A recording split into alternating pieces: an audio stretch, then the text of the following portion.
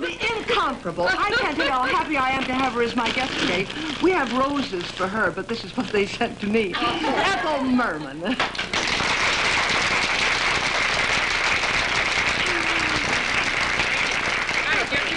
Look in the paper. I thought you'd think that, you know.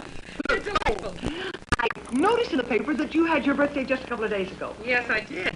Yeah, and mine's tonight. Well, I didn't. Mine was a 16. Can you believe I never knew that. This?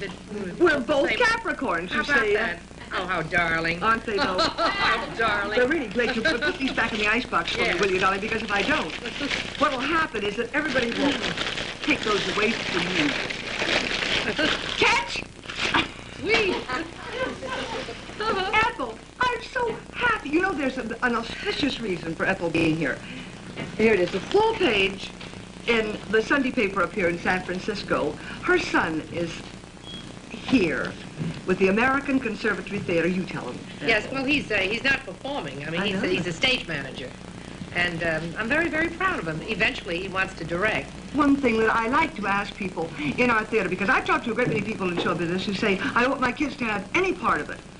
But if you had a grocery store, if you were a man, you had a grocery store, and your kid got old enough to take over, you'd change the name to Blackburn and Son, and nobody would think anything of it. Well, how many people, I mean, in wholesale business, it goes down from generation to generation. It's so why shouldn't it with us? If it's in his blood and he wants to do it, let him do it. Because there's not much else that we can Because I wanted to do it. Children. My mother wanted me to be a school teacher, and I said, forget it, no.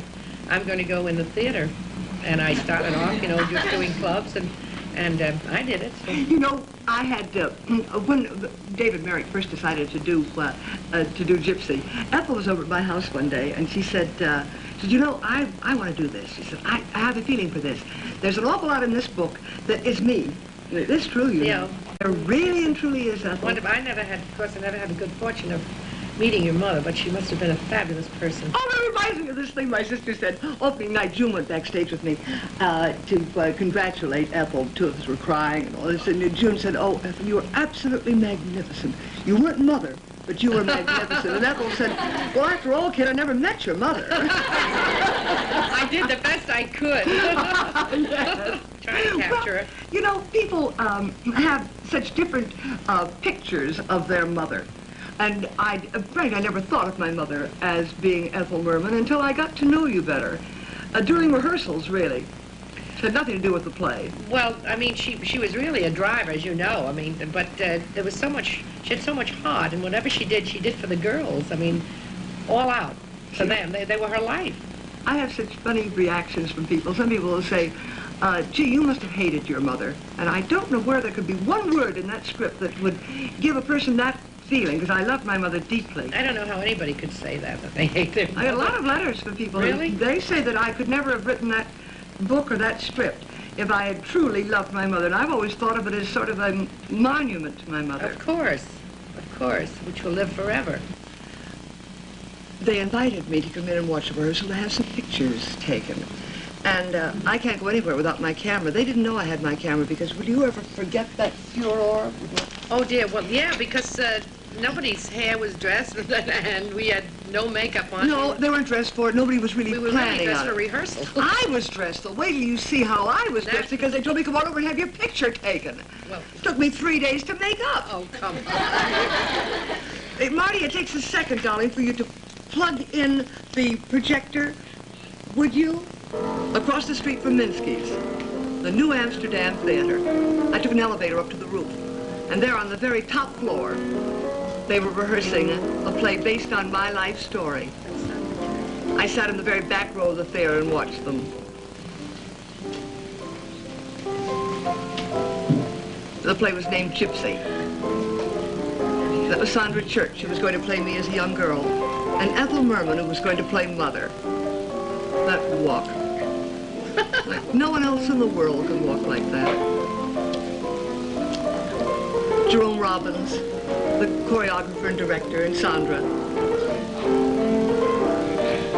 I thought maybe if I got up on the stage on my side of the footlights, things would seem, more real. But they didn't really. Somehow I felt like a ghost at a banquet.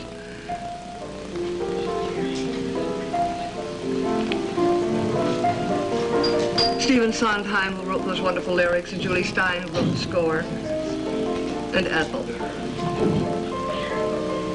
It was during these rehearsals that I realized that Ethel was really more like Mother than I thought she was. She has Mother's energy, her resourcefulness, most of all, her wonderful sense of humor. I had my picture taken. Wasn't much else for me to do.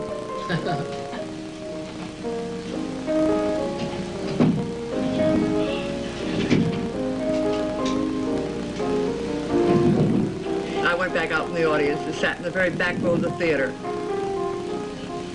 It was just as well because I never could watch any of this without crying. The two little girls who played my sister and me as children. The little girl who played June had to have her hair bleached for the role. So did my sister.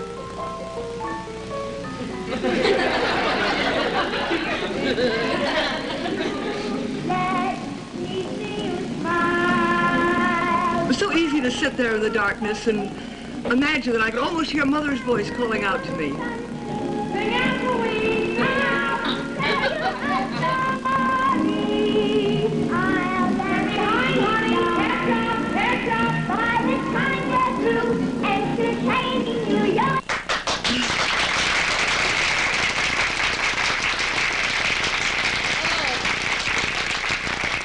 You know, this all led up to that night in May 21st, 1959, when I sat out in the theater and cried all through it. And people said, how can you be crying when this is such a moment of triumph for you? I think that's why I was crying, you know.